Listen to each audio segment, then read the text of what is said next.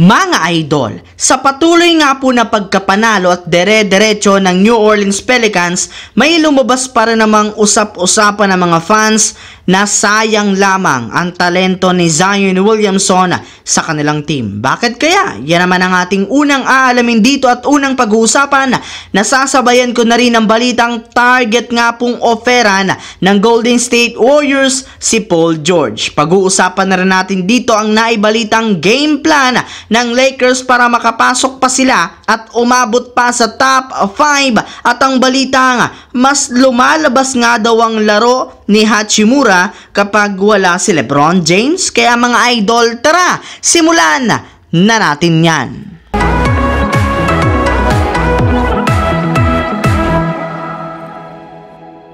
Mga idol, naipanalo nga po ng New Orleans Pelicans ang huling 3 laro at 7 beses rin naman nga silang nanalo sa kanilang huling 8 laban. Kaya dahil dyan, tabla na nga sila sa Phoenix Suns bilang pang-5 at pang-6 sa West sa kanilang hawak na record, 33-22 win-loss record. Ibig sabihin maganda kahit papano ang kanilang kalagayan ngayon since malaki ang kanilang tsansa na masigurado ang pwesto sa playoffs. Pero kahit man nga maayos ang ipinapamalas ng performance ng Pelicans, may ilang mga NBA analyst pa rin naman ang naniniwala na sayang lamang dito ang talento ng kanilang superstar na si Zion Williamson, gayong hindi rin naman sila isang legit na contender. Yes mga idol, marahil maganda ang kanilang sitwasyon ngunit inaasahan na maaga silang malalaglag sa postseason. Hindi rin naman nga sapat ang kanilang kasalukuyang lineup para magkampiyon since hindi malanga nila kayang talunin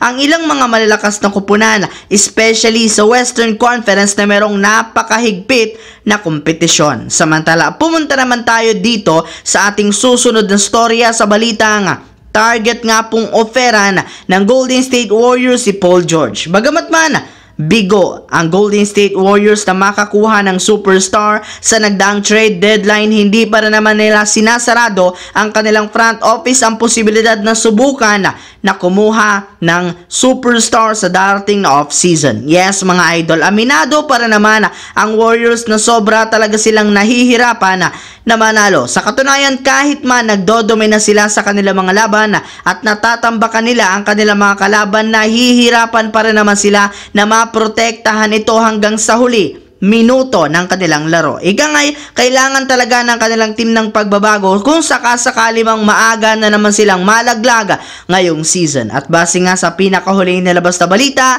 isa nga po sa mga planong gawin sa darating na off-season ng Warriors ay ang pagkuha at pag-offer nila kay Paul George mula sa Los Angeles Clippers gamit ang kanilang player na si Klay Thompson. Yes mga idol, since nagkakalabuan na si Klay at ang Warriors, especially ang kanilang head coach na si Steve Kerr, posible na gamitin nila itong pang-offer sa Clippers bilang trade package para masungkit si Paul George.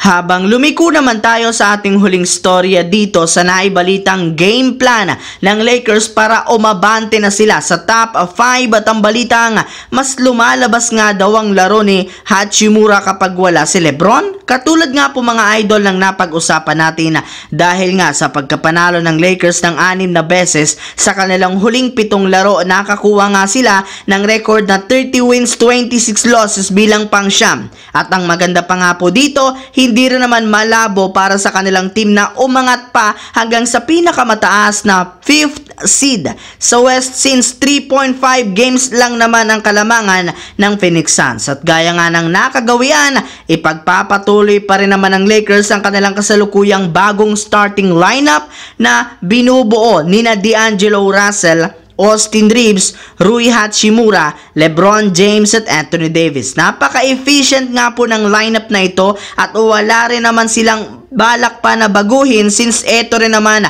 ang kanilang dapat original na lineup na siyang nagpaabot sa kanila sa West of Finals. Sa katunayan, sobrang effective nga po ng lineup na ito. Mas gumaganda pa nga ang laro ng kanilang player na si Rui Hachimura kapag hindi kompleto at hindi naglaro si Lebron. Yes mga idol, since napapadami ang paghawak nito ng bola o ball touches sa tuwing wala si Lebron, ay mas nakukuha nga po niya ang kanyang tamang rhythm sa kanyang shooting at galaw, na siyang rason bakit napakalalaking numero ang kanyang nagagawa sa kanilang mga laban. Kaya hindi na rin naman problema pa ngayon ang Lakers kung gugustuhin man nilang pagpahingahin ang kanilang superstar, lalo pat meron na nga silang pamalit sa kanyang pwesto. So yun lamang mga idol ang ating bagong video. Once again, this is your J-Zone TV. Huwag kalimutang mag-like at syempre mag-subscribe na rin. Pindutin ang notification bell sa akin channel para lagi kayo maging updated sa mga videos na pinapalabas ko.